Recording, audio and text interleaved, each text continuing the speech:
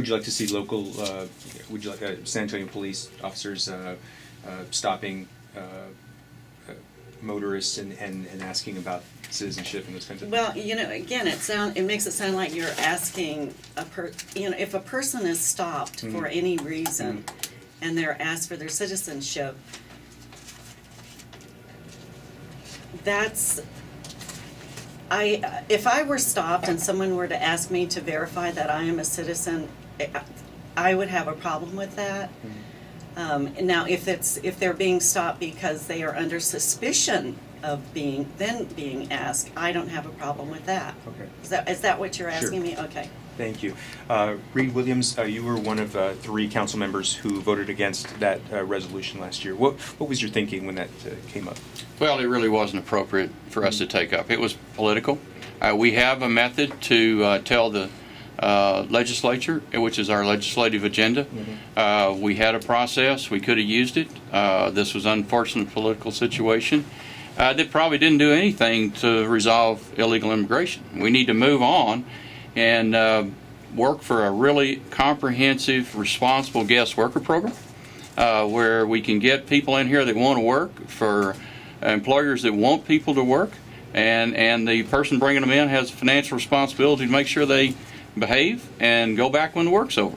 We also, very simply, can make our Texas driver's license a proof of citizenship. And that's easy. Then you quit all this profiling stuff. You know, you stop somebody for infraction, you ask them their driver's license, it's right there. So I think there's a lot we can do to make it a lot better in Texas. By doing those things, you kind of take the pressure off the border, and then the people that are just trying to come over to go to work, they're no longer cannon fodder for the bad guys and making them carry their drugs and everything else. They're also a smokescreen. Everybody knows that these folks are just using people that want to come over and go to work as a cover. And if we get those folks on the bus and properly documented and paying taxes, then we clearly have separated the folks that just want a job from the people that want to run drugs. And that helps. That helps on the border. Takes some pressure off. It's like trying to screw a hose on a running faucet. You know, we've got to slow the faucet down a little bit where we can protect those borders, and we need to do that. Yeah. That's our job. That's the Fed's job. Do you think an Arizona-style law would be effective in Texas? I don't think it's effective. I think the thing I believe will be effective is get a good guest worker program in, get the driver's license in as a proof of citizenship. Do some things. Get off of this comprehensive. That is a code word for we're not going to do anything. Okay, let's get something that targets individual problems and get those problems solved. We can do that. Thank you. 11:30 on KTSA. District 8 City Council candidates with us, Caron West and Reed Williams. Let me ask another question that's sort of larger than just District 8. City Councilman Phil Cortez is trying to rename Durango Boulevard for Cesar Chavez. He had a council action request letter. I don't think, Councilman Williams, you were one of the signatories of that, were you? No. Let me ask you first, and then Caron West. At a time of huge challenges in the budget, major issues, the mayor trying to get us to focus on long-term future planning, is this frivolous and a waste of time, or is this significant and an attempt to sort of incorporate history into the naming process in San Antonio, getting people to know and understand some of our history? Well, we have a process for renaming streets, and we did just a few weeks ago. When they built the Grand Hyatt, they orphaned part of Bowie Street, and we renamed that Tower of America Way. There was 1 or 2 addresses on that, so it didn't cost a lot, and I think it accomplished a wayfinding. I mean, streets need to be, and names of streets need to be a help to people that are trying to find their way. This particular move to rename Durango Cesar Chavez whatever way or whatever the ending will be, it just seems like it's going to be expensive. It's very divisive. I haven't found much support for it in my district, and I agree with you. At this point in time, to bring up something like this when we've got to fulfill our obligation to close the budget gap and not raise taxes just doesn't seem appropriate. Caron West, same question for you. If you'd been on the council, would you have signed Phil Cortez's letter? And is this something the council should even be working on right now? No, the council should not be concerned with renaming streets, and the residents who live around that area are very proud of Durango. They do not want it renamed. Is that your answer? That's my answer. Very good. It's 11:32. Greg Jefferson from PLAZA has the next question, and it will start with Caron West. Greg. Okay, great. Mayor Castro is probably going to be going to, or wanting voters to decide next year whether to increase the sales tax by 1/8% to pay for what he's calling his brain power initiative. About the country and in our city. Facing another increase of any type over the next year or two is just insane. I don't understand it, but people are angry about it. Again, I've said this, people are taking pay cuts, but are asked or expected to pay more and more to the city. It has to stop. The private person who is out there trying to run a small business, manage their payments, pay their bills, put their children through college, they can't keep dealing with the city's demands through CPS saws, through the rate increase with the sales tax. You put the sales tax, it's going to hurt my small businesses. My daughter is already struggling with her UPS franchise, and you add more burden.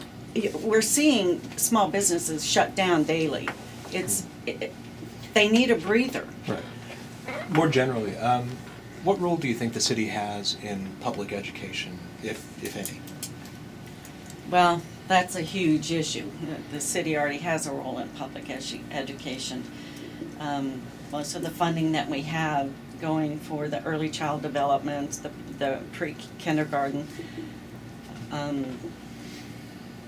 they're very good programs, but the public school system isn't quite up to par, not when you have certain school districts with a 50% dropout rate. So that's a very interesting question, and quite frankly, I don't think that the public school system is living up to what the expectations are of them. Do you think it was appropriate for the mayor to make an endorsement in the SAISD race involving trustee Tom Lopez? That's an issue that I don't have enough details on to even comment, since, again, I'm disadvantaged in not having served. My gut feeling, I have a gut feeling about it, but I'd rather not even comment on it because I just don't have enough information. Okay, great. Thank you. Reed Williams, will you support putting the Brain Power Initiative on the ballot next year? Well, the three initiatives, early childhood education, dropout rate, and ready for college. So far, the mayor's only put forward one of those, so we got two more to come. In the chamber state of the city, the mayor said when he mentioned taxes, the hairs on the back of the neck stand up. I thought he was in front of me, not behind me. So it's pretty tough for me to really see how an 1/8% sales tax is going to move the needle like he wants to. Well, so I'm not sure it's effective. That would equal about $25 million a Yeah, year. that's 20, and that sounds like a lot, but if you compare that to the budgets of any of these school districts, it's really a pretty small amount of money. These are strategic, kind of overarching objectives that he's got. They're not real tactical, and I think that it'll be very hard to get the voters to approve that, because I think it's going to be a hard case to make that $25 million can make a significant change. Now, the mayor's very persuasive. We need to respectfully listen to what he has to say as we go forward on his initiative, because he does have more to lay out. But I think it's going to be very tough to get that, and I think it'll be hard also to get support for it on council. Also, for you also, what is the city's role in public education? Well, I see our role more tactical than strategical. I see us with libraries. I see us administering Head Start. I see specific programs that we have already in place. We support the zoo with money. We support a lot of organizations. We support communities in schools. So we're already in the process of supporting a lot of those programs, some of which we might not have as much money for as we want next year, and in essence we'll be moving backwards, not going forward. So I'm very important. I believe it's very important that we support our libraries. That is one place that any citizen can go and help their child with their education. I've been pushing for storefronts instead of big bricks and mortar. I think we need to get more storefront libraries with computers primarily out in the districts. And these don't have to be expensive facilities. And those then become drop-off points and pick-up points for the libraries. We need to leverage our system. We do now have a central depository. We have quit taking books back to a branch just because it was there, but knowing where it is. So we are employing some good technology, and I want to keep doing that with our libraries. Now, the mayor making endorsements in school board races, is that appropriate or no? Now, you know, he's a citizen. He can do what he wants to. I didn't feel one way or the other. I don't endorse in school board elections. So, you know, I think it's his choice. Well, could that create any political problems for the council? No, I don't think it creates political problems for the council.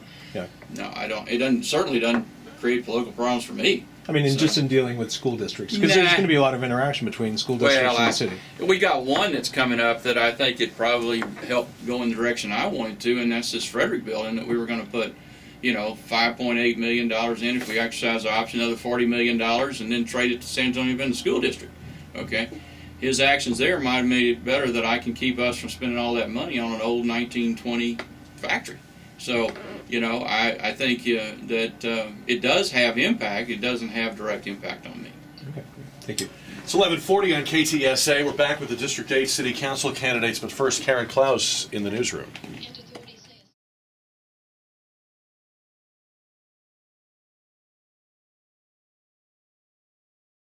I go to that HEB. Yeah, it's a nice one. 11:46 on News Talk 550 KTSA. We got 4 people in the studio with us today. 2 of them are candidates for District 8 City Council. Reed Williams, the incumbent, and Karen West, his challenger. And then we have 2 reporters from PLAZA de ARAMAS.tx.com. So we've got them surrounded by news media people. From the website today, we have Greg Jefferson and Gilbert Garcia. Gilbert, you're going to start our next round of questioning, and that question is going to go first to Reed Williams. Okay, Reed Williams, one of the goals that has come out of the SA 2020 process is to have more candidate participation in city council elections. And some people who I've talked to have made the argument that one way of getting this to happen would be to increase city council pay. I know the politics for something like that this year are probably not ideal, where we've talked about the city's budgetary issues. But as a long-term approach for the city, do you think it makes sense for the city to start paying council members a real salary? Well, this is one thing I've changed my position on from when I ran earlier and told the Express News I didn't think it would. I just didn't have the experience about how the work's done. We get $180,000, $90,000 for our staff, for people that we hire. Now, they're not city employees and they're at will, so a lot of people don't want to take those jobs. But we do have a budget for people that work in the district, deal with the potholes, deal with the citizens, and do zoning and planning and all that. There's quite a bit of work to do. I believe that we shouldn't increase that pot of money, but I believe there should be some thought to allowing some portion of that to be paid to a city council person, okay? So that what happens today is so many of them have to have jobs and work and do other things. A lot of the work that we think we're electing those folks to do is being done by a staff person.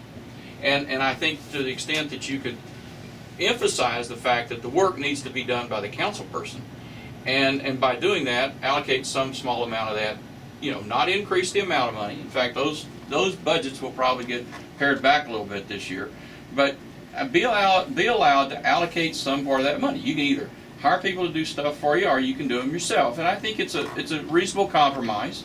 It's a reasonable approach to not spend a lot more money, and it does allow more people to be able to run for this office.